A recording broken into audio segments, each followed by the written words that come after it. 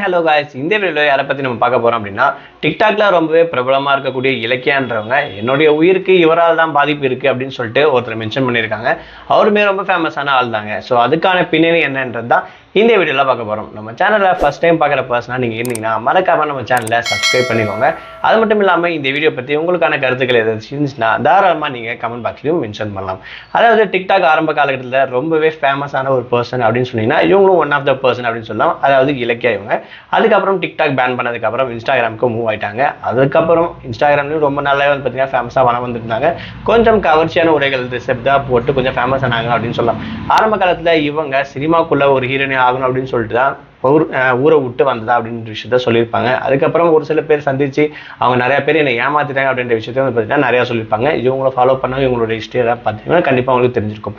இப்போ இவங்க யார் மேலே குற்றச்சாட்டு வச்சிருக்காங்க அப்படின்னு சொல்லி பார்த்தீங்கன்னா, அதாவது சினிமாவில் ரொம்பவே பிரபலமான மாஸ்டர்ல இவரும் ஒருத்தர் அப்படின்னு சொல்லலாம். ஸ்டண்ட் மாஸ்டர், அதாவது திலீப் சுப்ராஜன் என்ற இவர் வந்து தன்னை ஏமாத்திட்டாங்க அப்படின்றதாலும் தன்னை வந்து அடிக்கிறதாகவும் துன்புறுத்துறதாகவும் பார்த்தீங்கன்னா இப்போ ஒரு நியூஸ் வந்து வெளிவிட்டிருக்காங்க. அது மட்டும் இல்லாமல் இவருக்கு நிறைய பேரோட தொடர்புகள் இருக்கு அப்படின்ற மாதிரி பார்த்தீங்கன்னா சொல்லியிருக்காங்க. அதனால என்ன அவாய்ட் பண்ணவும் கிட்டத்தட்ட இவருக்கும் எனக்கும் 6 வருஷத்துக்கும் அதிகமாக பார்த்தீங்கன்னா நாங்கள் வந்து ஒரு ரிலேஷன்ஷிப்ல இருக்கோம் அப்படின்னு சொல்லிட்டு அதுக்காக நிறைய விஷயம் வந்து பார்த்தீங்கன்னா இவங்க மேலே வச்சுட்டு வந்துட்டு இருக்காங்க. அது மட்டும் இல்லாமல் திலீப் சுப்ராஜன் பார்த்தீங்கன்னா கிட்டத்தட்ட நிறைய பெரிய பெரிய படத்துக்கு வந்து பார்த்தீங்கன்னா ஸ்டண்ட் பண்ணியிருக்காரு.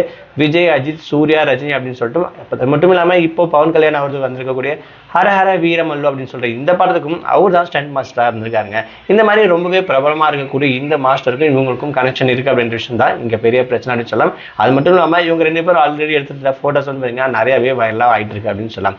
இப்போ ரீசன் வந்து பார்த்தீங்கன்னா இவங்க போரூரில் இருக்கக்கூடிய ஒரு பிரைவேட் ஹாஸ்பிட்டலில் அட்மிட் ஆயிருக்காரு அப்படின்னு மாதிரி சொல்லியிருக்காங்க.